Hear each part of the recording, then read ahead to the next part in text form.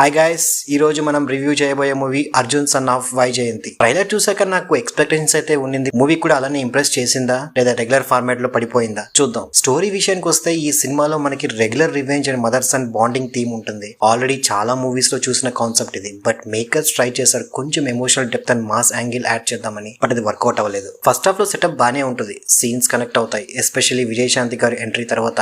కానీ second half లో కొన్ని ప్లేసెస్ లో స్క్రీన్ ప్లే స్లో అవ్వడం వల్ల ఫీల్ తగ్గుతుంది. ప్రిడిక్టబుల్ సీన్స్ ఎక్కువ ఉంటాయి, బట్ కొన్ని ఎమోషనల్ మూమెంట్స్ మాత్రం వర్క్ అయ్యాయని చెప్పొచ్చు. ఇంకా కళ్యాణ్ రామ్ పర్ఫార్మెన్స్ అయితే దిస్ టైం చాలా ఇంప్రూవ్డ్ అనిపించింది. Dialogue delivery, mass presence, especially fight scenes లో చాలా కాన్ఫిడెన్స్ ఉంది. అయితే మెచ్యూరిటీ కూడా కొంచెం కనిపించిందని చెప్పొచ్చు. హైలైట్ మాత్రం విజయశాంతి గారు. సరిలేరు నీకెవరు తర్వాత ఈ రోల్ లో కంబ్యాక్ అంటే పవర్ ప్యాక్ పర్ఫార్మెన్స్ ఇచ్చారు. ఫైట్స్ లో చూస్తే 90s విజయశాంతి మెమరీ గుర్తొస్తుంది. క్రేజ్ అండ్ ఇంటెన్సిటీ రెండు పర్ఫెక్ట్ గా బ్యాలెన్స్ చేశారనిపించింది. టెక్నికల్ గా మాట్లాడాలంటే స్టోరీ రొటీన్ గా ఉంది, కానీ ఎమోషన్, మాస్ ఎలివేషన్ లో కొన్ని సీన్స్ స్టాండ్ అవుట్ గా తయారు చేశారు. బీజిఎం ఓకేగా ఉంది. మాస్ సీన్స్ లో వర్క్ అయ్యింది, బట్ ఎమోషనల్ సీన్స్ లో ఇంపాక్ట్ చేయలేకపోయింది. సినిమాటోగ్రఫీ డీసెంట్ గా ఉంది. Fights, close up shots, lighting scenes బాగా ఎగ్జిక్యూట్ చేశారు. ఎడిటింగ్ కొంచెం క్రిస్పీగా ఉంటే ఇంకా బాగుంది అనిపించింది నాకైతే. సో ఓవరాల్ గా అయితే అర్జున్ సన్ ఆఫ్ వైజయంతి ఒక వన్ టైం వాచ్ మూవీ అని అనిపించింది. రొటీన్ స్టోరీ అయినా కూడా performance and few powerful scenes వల్ల ఎంగేజింగ్ గా ఉంటుంది. మాస్ సీన్స్ కి ఇంట్రెస్ట్ ఉన్న వాళ్ళు డెఫినెట్ గా ఎంజాయ్ చేస్తారు. అండ్ విజయశాంతి ఫ్యాన్స్ కి అయితే ఇది ఒక స్పెషల్ ట్రీట్ అని చెప్పొచ్చు.